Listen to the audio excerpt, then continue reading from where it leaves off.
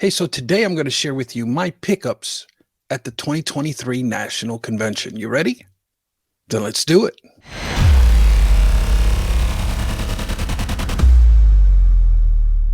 Hey, hello and welcome, rookie card collecting friends. I am extremely grateful for having a week's vacation after the National. It's taken me a few days to recover, and I've just been having a lot of fun. Number one, relaxing. Number two, creating content, and have been organizing my cards, that sort of thing, going through collections, and just really starting to um, break it all down how I want this to look, where I want certain cards to go. So, been having a really nice time doing that. Um, but tomorrow I got a pretty long honeydew list, so I'll be I'll be a little preoccupied tomorrow. Uh, I did wanted to share, my pickups as far as my list goes. My list did come in handy. Um, it's one of them things where I had it in my back pocket. I had easy access to it. When I saw a card that was in my list, I was able to look it up. I mean, within seconds. I just depending on the cell phone, is sometimes a little iffy. I did have it worked okay most of the time, but I did have some spots where, certain apps were taking a while to open, that kind of thing. But I did, for the majority of the time, the internet did work okay. But I took my list with me all the same. I did share my list with you a couple of days ago, so you guys kind of knew going in what I was looking for specifically. Was not able to do a whole bunch of progress on that on my list, but I did get a couple of cards. I did have to pivot, especially towards the end of the national there. But overall, I'm pleased with my pickups. It's one of them things where, you know, it turned into like which cards quicken your pulse. And I heard that comment here recently said by Dr. Beckett. There's certain cards that when you see them, it accelerates your heart rate, right? It quickens your pulse, and those are, to me, that's to me is a trigger, right, to pursue that card. It's one of them things where um, you know it when you see it, and that's how I kind of felt with the pickups, especially at the end when I start getting into the bigger stuff. And so, yeah, the list did come in handy. Do recommend it. But I also wanted to talk about something that really is concerning to me, and I want to make right by it. And that is, so many times I feel, hobby content creators especially, we are so quick to at times point out the bad, and we're very slow at pointing out the good. And I think there's a lot of good that happened to the hobby here in the last week. And I just want to extend some thank yous. I want to thank um, the overall leadership team of the national, whoever you are, the complicated the structure of hierarchy. It's above me. I can't. I didn't really. I couldn't really wrap my head around it, but I do thank you for the work you've done over the last 43 years. I know there's going to be a transition in leadership here, but you went out with a bang, and you really evolved the national into something extremely special this year, and I thank you for that. Ray Schulte, the director of marketing, probably the only person I really know on the board and that kind of thing, but Ray Schulte has done an amazing job as director of marketing. And Ray, thank you for all that you do for the national. Um, the corporates, I think, we our human nature wants to resist, the corporate side of things, but they really stepped up their game and brought us something special this year. All the corporate vendors were just amazing at doing certain things that really brought a lot of attention to the crowds, and they also help pay for, the national. I mean, it's grown to a big thing because corporates got involved and paid the big money. So thank you for that. Thank you to all the vendors and the dealers that were there, thank you for taking the time to come on out, and for all the hard work that you guys do at putting stuff together. I know I'm doing it myself here, putting together certain things to sell and that sort of thing. It's a lot of work. So thank you for all that you've done as well. And my friends, I just want to thank my friends that I've got a chance to see. It was such a good time to see all of you, and I really appreciate our friendship. And just overall, I was really overtaken. I can't tell you how many times people stopped me and asked me for my autograph. Was just a very humbling experience. I even had one gentleman who had an old Beckett magazine, and he was having certain people sign at certain places inside the magazine. And he brought it over to me, and there was a column, a section in the Beckett magazine for rookie card definitions. And he brought that portion of it here, and he was like, I want you to sign right here. And that was just super cool to experience that. And, just the hobby and the industry overall. Thank you. Thank you for giving us a memorable moment. Thank you for all that you do in the hobby. And with that said, guys, I want to get into the pickups. Let's do it. Hey guys, so here we go. These are my bargain box pickups or dollar box pickups, whatever you want to call them. But I basically focused on stuff that sells or stuff that is really lacking in my store. The stack to the left is baseball. Baseball is my best selling sport on eBay. The stack in the middle is basketball. I wish I would have done more basketball, but a lot of the basketball options were ultra modern basketball, and that's not really what I was looking for. I was looking for stuff, prior to 2017. And the stack on the right is going to be football. Football is the one sport in my store that's lacking the most, so I was excited to focus on that and really be able to elevate my store. This is something that I basically do to help me self-sustain the hobby, and it's something that really I've put in a lot of work into in the last year or so. And I really basically just look for, when you have the experience of knowing what players are of value and what sets are of value, and it makes it a lot easier to filter through some of these boxes. It seems like some people get overwhelmed because they don't know what they're looking at. But if you have a little bit of experience of what you're looking at, you can do very well with bargain boxes. The profits are not that big. It's one of them things where, you're selling in bulk and it accumulates, it adds up. When you average these cards out, it's probably, 60 cents a card or 70 cents a card that you're paying. And then you can easily turn them around somewhere between the $2 to $5 range. Some of them even a little bit more than that if you know how to pick them. And that's kind of just my strategy that I use to self-sustain my hobby. I'm going to move the camera over now to a Japanese lot that I purchased off my good friend Dan, Korean Cardboard.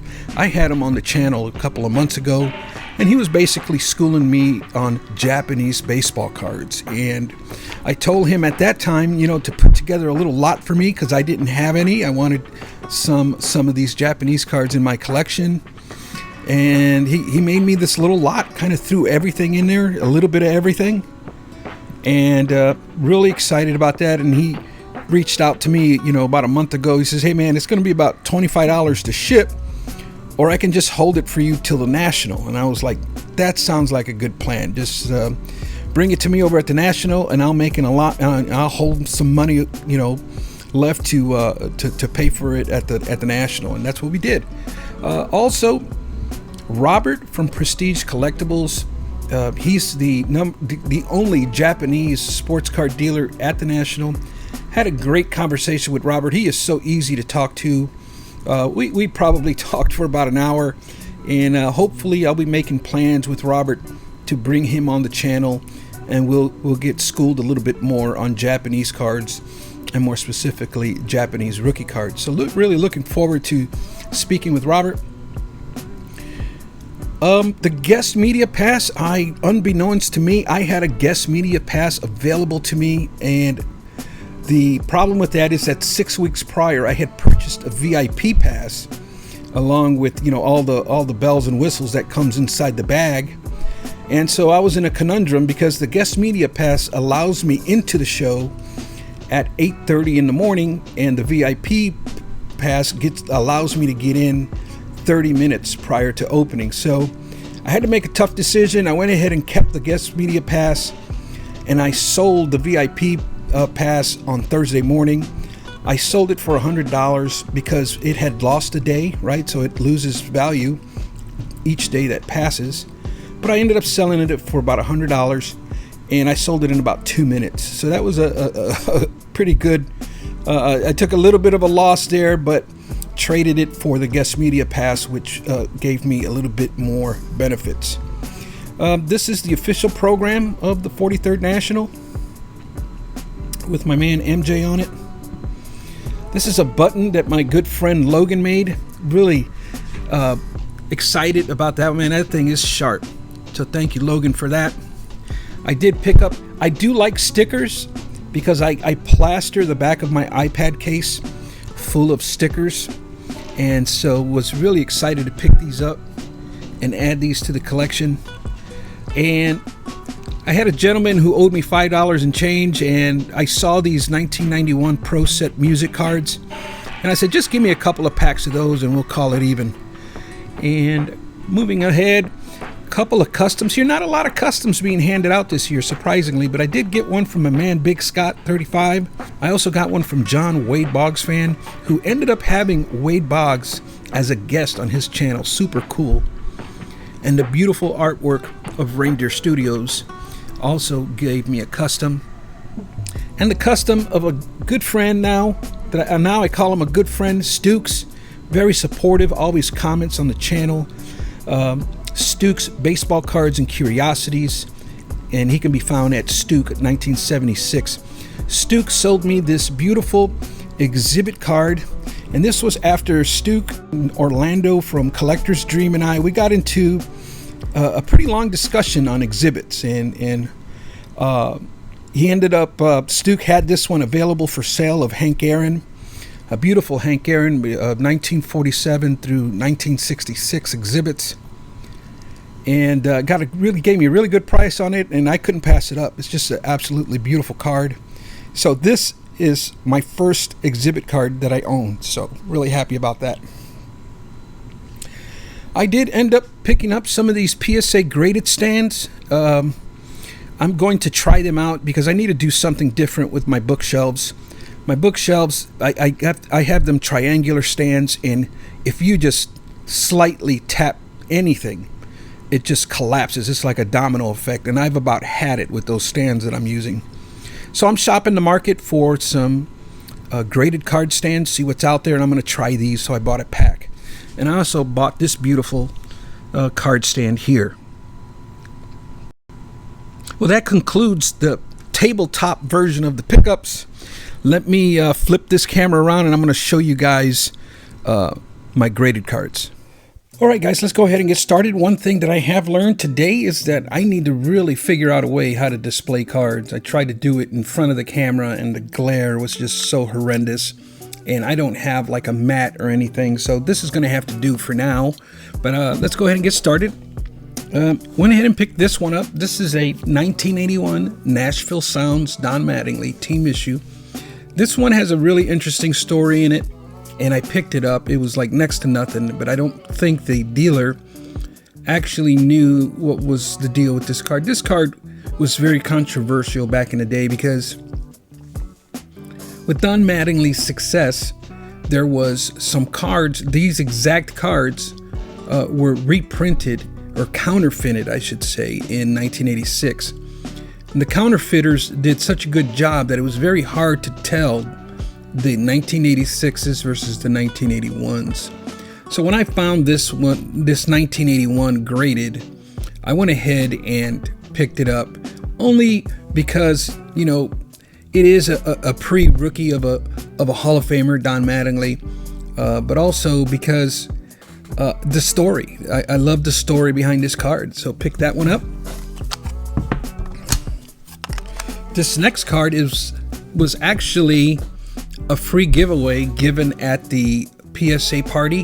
When you went into the party, you had to register at the table, And instead of giving you like a bag full of goodies or a book like they usually do, they went ahead and had a bunch of slabs laid out on the table, and they said to feel free to take one. So out of all the ones I saw, a lot of it was Pokemon, but this one grabbed my attention only because the raw emotion here that Acuna is showing. So that was a freebie.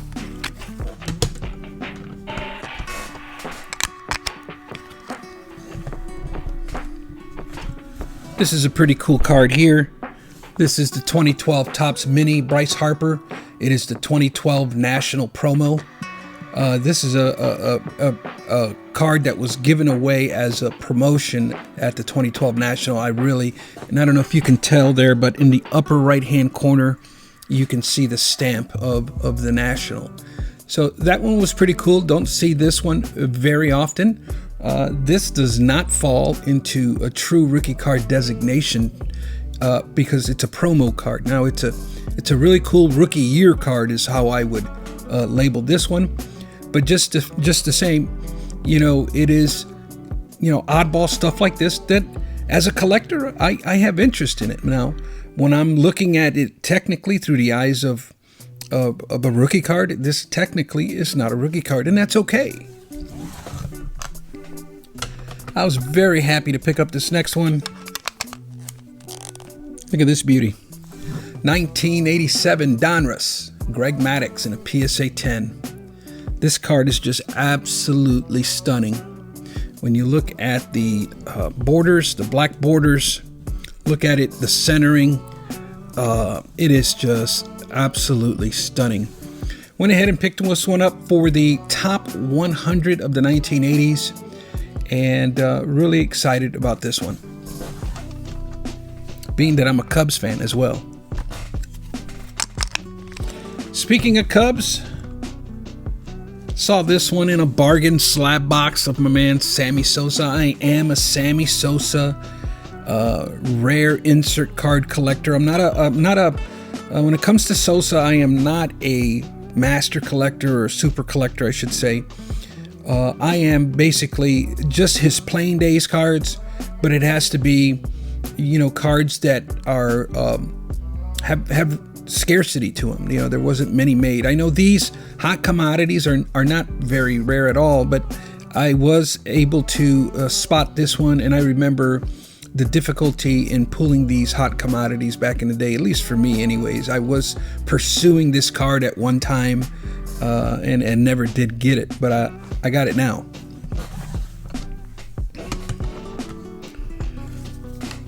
This was another bargain slab pickup. 1999 Topps Chrome Dante Culpepper Refractor rookie card as well of Dante here. I really like Dante Culpepper. I do think he will eventually get in, but I remember pursuing Culpepper when he first came out in '99. When you see something like that laying in a bargain slab box for next to nothing, you got to swipe it up. Really enjoyed this ball player. Really seen him play a lot when I was younger. 1985 Topps Oral Hershiser. This will be for the top 100 of the 1980s. Really proud of this card as well. This is one that I did not have in the collection. A really nice 1971 Topps Thurman Munson in a PSA 4. It does show slight edge wear and corner wear, but the price on it was really good, and I had to pounce on it. One that has eluded my collection for many years, but not anymore. Next up is a 2007 Topps Chrome Brett Favre Refractor. This one I picked up, basically, it was a good price in a bargain slab box. And this is going to be more for retail arbitrage. This is something that will more than likely end up in my store. Picked up some Mickey Mantle refractors. I found those kind of interesting. I actually picked up a lot of them. 2007 Topps Chrome Mickey Mantle Home Run History Refractor. It's a really nice There is a parallel of this one as well. Serial number, this is the red refractor, serial number to 99. Just a beautiful card. So shiny.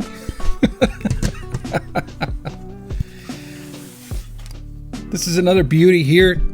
2008 Topps Mickey Mantle blue refractor.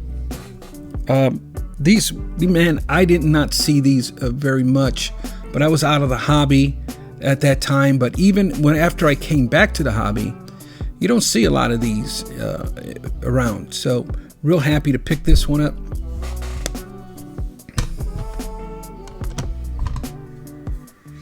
Go ahead and put that one right there. Next up is the exact same card, except this is the gold refractor in a PSA 7. These are not serial numbered. Oddly enough, they are not serial numbered, but they are, you don't see them very often. So pretty excited about picking up this beauty. And I don't know what I'm going to do with these. These might be for sale or trade. I don't know. I'll hold on to them for now. And I really like this one. It's from the same set, the 2008 Topps Mickey Mantle reprint. This is another gold refractor. This one of the 1953 reprint. Just an absolute stunning card. I mean, this thing. But when I saw this one, I bought this lot of Mickey Mantle refractors from the same guy, and really excited about adding that one. Lastly, it's going to be the last card of the pickups. When I saw it, I knew I had to have it. But that is the 1985 Topps Tiffany Roger Clemens. And when I saw this one, only because of the centering, the glossiness, when you look this one over, it is so clean. I mean, it is really... Now in the back, the only thing I really noticed, it is a little off-centered left to right, but I think that's okay for the back. But this one corner back here, actually the two bottom corners here, seem to have just the slightest little wear to them. But man, I can't tell you, I did get this Topps rookie card autographed, but I'll do another video on that. I just wanted to, it seemed to be like a Roger Clemens show for me when I factor in the rookie card getting autographed and when I factor in this 85 Topps Tiffany. And that, my friends, is the pickups for the 43rd annual National Sports Collectors Convention. I did have, my last video, I did run into a lot of problems.